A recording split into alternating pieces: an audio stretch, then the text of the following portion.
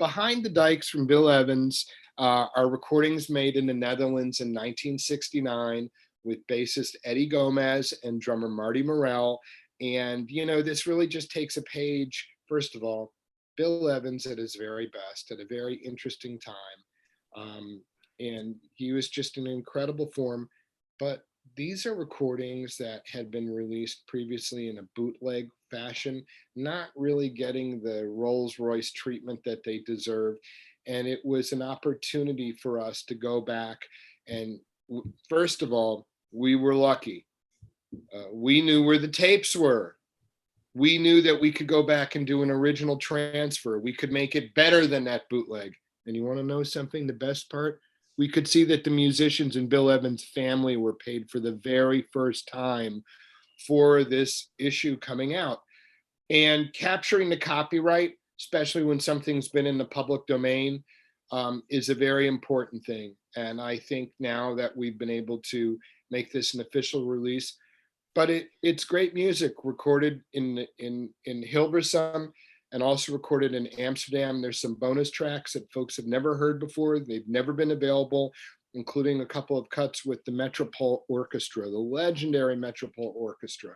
So this is a really wonderful presentation. It's a 3 LP set. It's a trifold, very similar to the design of Roy Brooks. Actually, it's the same company that did the printing and the manufacturing on Roy Brooks, that being Standard Vinyl in Toronto. They've done a really great job for us so far at Reel to Reel. And we use them on Behind the Dikes. And, liner notes by Bert Vuijsje. We interviewed Eddie and Marty. Jan Huydts, who is a legendary Dutch jazz pianist. Anyways, it's a great presentation. It's a great tribute to Bill Evans. He just inspires so many of us, and he has legions of fans throughout the world. We're continuing to learn from him and the great music and legacy that he left behind, and it's a great release. I'm very proud about it, and I'm happy that this is able to come out officially for the first time. And that release, by the way, Behind the Dikes, is on Elemental Music. They were the ones that said, hey, let's do this. We know this recording's been out there. Hey, you're friends with the Netherlands Jazz Archives. That's where the tapes came from. I said, let's do this. So everyone's really happy about it. I hope the fans will like it. I hope your viewers will enjoy that. I'm sure they will. I'm sure it'll sell out quickly, as all these records do. On record store day. I'm one of those people standing in line on record stores day. This is the new thing. We got to get out there early in the morning, and a lot of my viewers are doing that. Thank you. I want to say that special thanks to all your viewers that are so dedicated. Oh, we can't do it without them. But we didn't do Charles Lloyd. Charles Lloyd in Manhattan. Manhattan Stories. This was, this is a reissue of an album that came out very limited. I want to say it was 2014 when George Claben and I first put this out on the Resonance label. And I'm so proud of this one. This is a really wonderful package and music. The first half of it comes from Judson Hall, from a recording that George Claben recorded. I want to say it was 1965 with Charles Lloyd, Gabor Szabo, Ron Carter on bass, and the great Pete LaRocca on drums. And when we were working with the Lloyds, they were like, we have a tape with that same band too, recorded at Slugs in the Far East, the legendary club. And we were able to put both of these projects, these recordings together in what became Manhattan Stories. And the main liner notes, by the way, are written by the late Stanley Crouch. I'm very proud about that. And it's a wonderful release with a lot of different voices in it and presentation. And if you're a fan of Charles Lloyd, and even if you've never listened to Charles Lloyd, this would be a record I would highly recommend picking up. It's just really, it's exciting music to listen to, and they're stretching out, and there's all sorts of, I just enjoy listening to this record. It had been a minute since I had put it on, but I had a chance recently to revisit it, and it holds up so great. It's timeless classic. The four huge players on here. Charles Lloyd just came out with a brilliant album this year. He's still doing great stuff. I just saw him play a couple of years ago. Ron Carter, Gabor, Pete LaRocca, all leaders in their own right. So these are huge players on here. I have records from all those guys. Live in New York. Okay, we're coming to two biggies at the end here.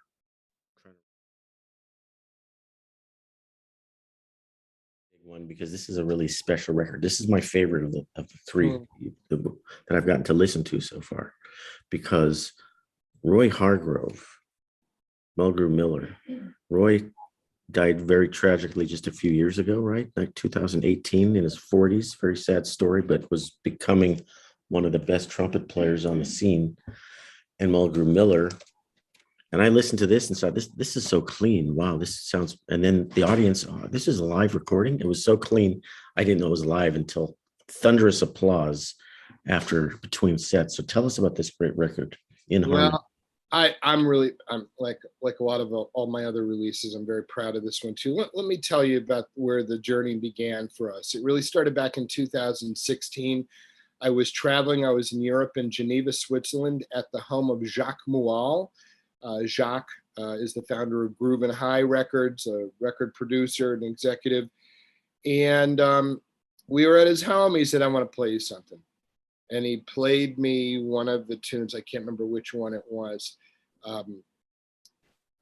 But we sat and we listened to these recordings, and I was absolutely mesmerized. And just the talent for two guys, how they're able to mesh with each other and complement each other and accompany each other. You know, having a duo setting, it's not, I'm not a musician per se, but I think that to pull off what they did, it's like only virtuosic masters can do what they did. These guys were just two of the greatest.